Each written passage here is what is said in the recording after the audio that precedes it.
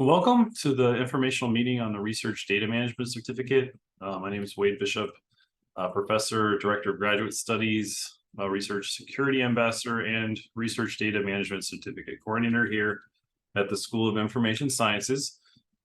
Just to review, if this is a new topic to you, research data management is sort of a catch-all term for the work that goes on beyond the research and science. It's all of the things related to different stages in the data lifecycle, related to planning and collecting, accessing, using, preservation, reuse of research data, a real long list, sort of the anything that data touches and a service or resource related to it is something that could fall under this definition of research data management. So that's an essential thing nowadays for funding agencies, as many publishers and others are requiring data to be more open or at least findable, accessible, and interoperable for reuse by others, even if it's not open data. So with that sort of shift in all of science to have research data be the main product or output to further science and research in different areas, this has become more important skill for everybody. And scientists and researchers already are trained up on all kinds of things, so it's been a space for information professionals and particularly academic librarians to step up and sort of retool their RDM skills so they can be better data helpers. So again, there's sort of three broad prongs of what RDM can be. Education is a simple one. I think a lot of people working in various libraries and information agencies are doing this, whether they call it education or not. It's teaching others how to do things, find things, use things. Clearly, in RDM, that is also something that matters a lot, to have that ability to teach and sort of be aware of current best practices in an area. And especially when it comes to data and long-term curation decisions, these are things that might not have been trained in the rather regular program of study of some of these disciplines that are now having to do more data management. Expertise, so helping provide decision support and customized solutions for researchers. So just kind of like any librarian really is giving some good advice on where to put what, where to go for what metadata standards to use. All of these things are stuff that falls under RDM as well. And then some curation. In some instances, people are, building technical infrastructure, helping write metadata, all of those services related to the rest of data management support throughout the research cycle, beyond just creation and collection of data. Yeah, this is a visualization. Sorry, not to cite. Now I'm realizing, I didn't cite where this comes from. But these are some really broad terms of what all would be encompassed for research data management in most institutions. Sort of teaching, building skills for people, helping make informed decisions on what to do about their own RDM issues, and then also managing a repository, dealing with the curation, helping clean up metadata or write different ancillary files for stuff. So why does all this matter? One big piece of the puzzle is a data management plan. If I was teaching, I would ask like, hey, has everybody already heard about this? But since it's just a recording for now, I'll have plenty of time to answer questions later after this. A DMP is simply a structured formal document describing the roles and responsibilities for maintaining and managing data during and after the conclusion of a research project. So it's really the life story of the data, from birth to cradle to grave, and then rebirth. That's how I put it in another silly paper at one point. So it's a formal document, but it is a living document. It's a dynamic document. Things change throughout some of these larger timeline projects where people come and go, but the roles and responsibilities, having them ironed out at front, just makes for long-term better preservation. That's Roddy Top. I don't know if those of you were here 3 years ago, I guess, or at least 2 years ago. That's now over in our herbaria. we have a herbarium here on campus, and that's where our Roddy Top, that silly flower, now will be curated forever with a lot of metadata there explaining it since it's such a rare bloom. Back on topic. DMPs also outline what you do with your data after a project as well as during. It just helps to think through these things for the long term. DMPs are intended to document data lineage, allow portability, transferability, and future use of data. 2011, a long time ago now, NSF and a few other US research funding agencies began requiring these for any submission.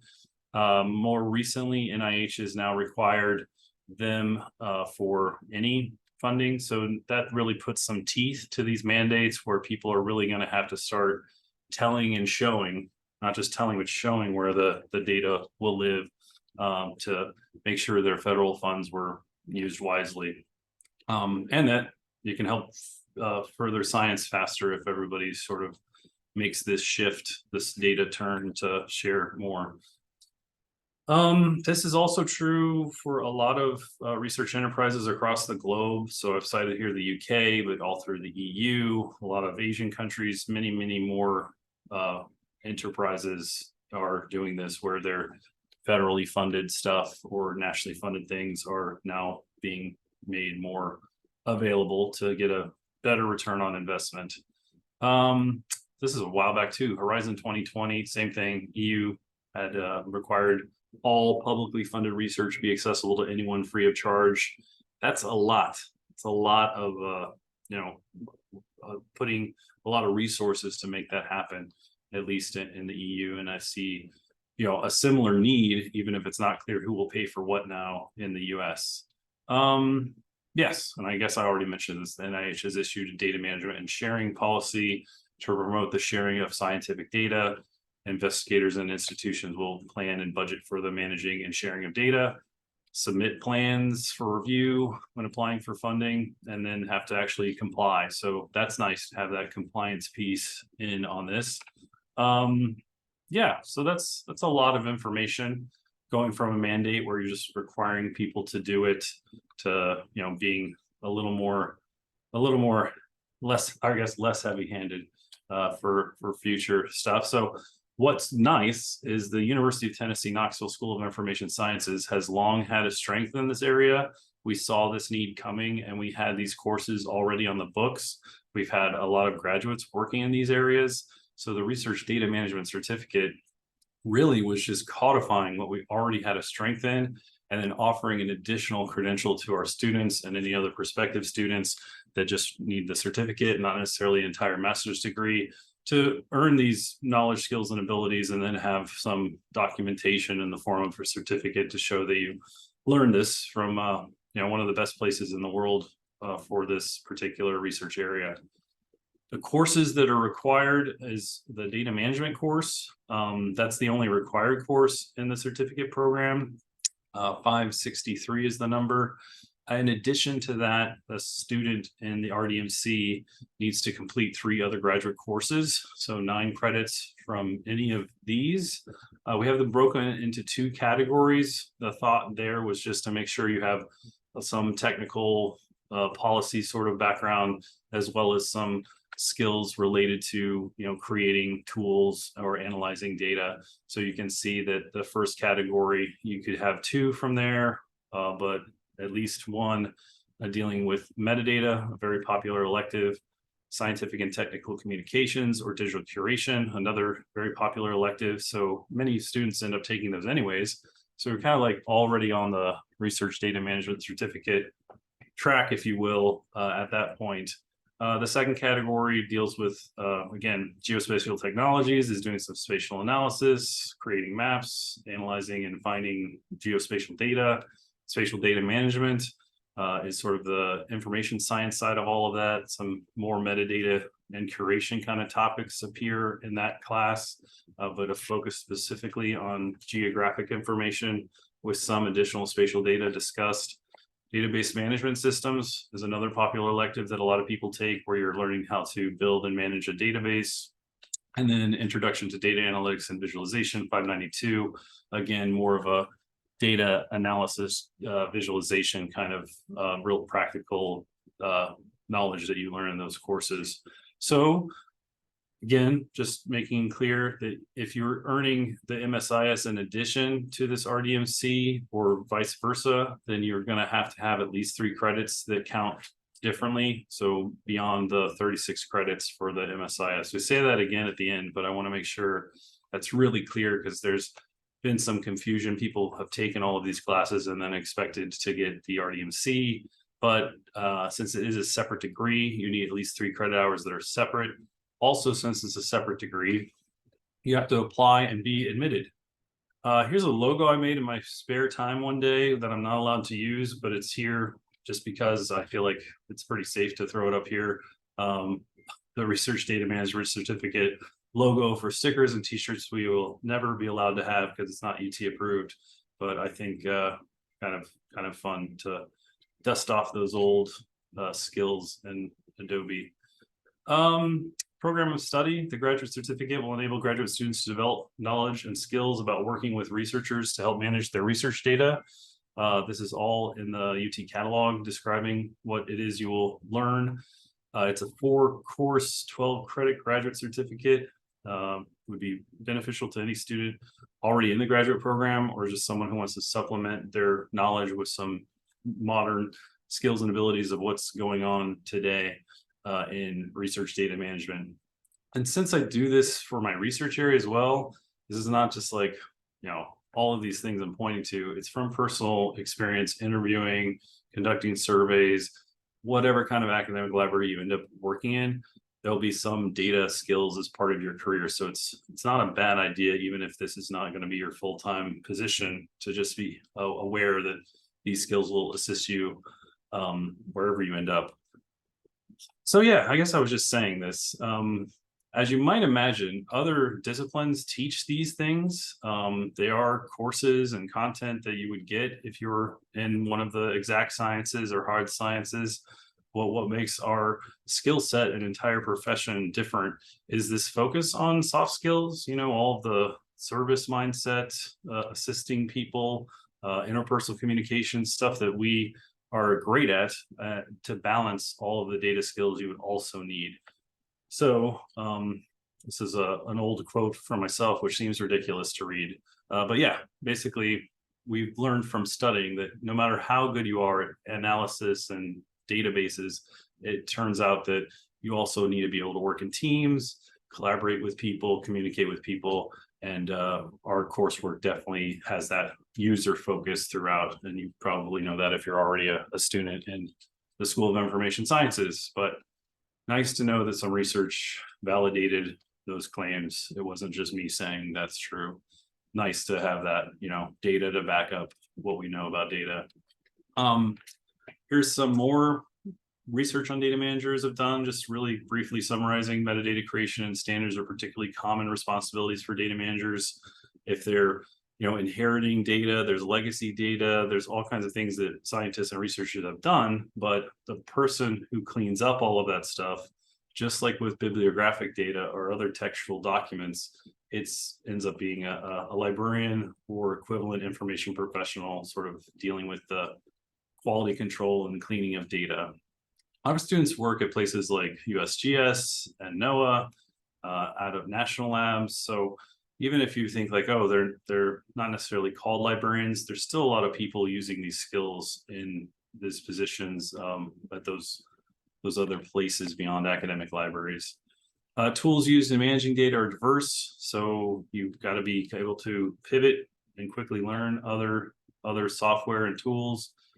Data management tool selection can result from institutional requirements. So like so many people who are already a student at UT, you're kind of stuck in whatever systems we have and whatever our vendors have provided us. So a lot of things are just dependent on or where you are ending up working or get a practical experience somewhere.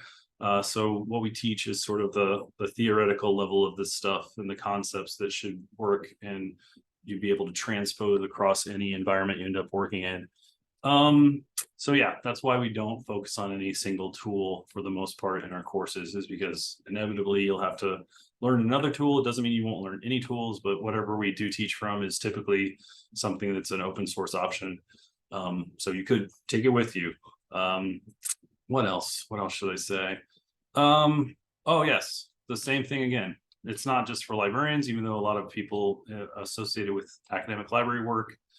There's a lot of these jobs beyond libraries, still at universities and other academic settings, and wherever someone might be, researchers need support for the data piece of their research enterprise. The planning, the organizing, security, documenting, all of that stuff are, again, skills that they could learn, but end up being in a totally different profession. So that's why we have a different program of study for that. So even some RDMC students might end up coming from other disciplines and realizing like, oh, I got to learn this. They don't teach it in my department. They don't teach it in my college, and end up taking RDMC. So we haven't like formally marketed this beyond our own school. So eventually that might happen, where we'll have more and more science students, which should be fun. Yes, and just like a lot of people in this call, I'm not a lawyer, so it is nice though that information professionals have some better understanding of copyright and licensing for data and other intellectual property considerations, just to give that kind of advice. And yeah, I think that's it on this one. I think it's a great addition to the MSIS. I'm not just saying that. It's just, for 3 credits more, you get a different credential. That's great. You've already put your hay in the barn for the other 9 credits. You might already be very interested in these same topics. For just 1 more class, you get a second credential. Why not?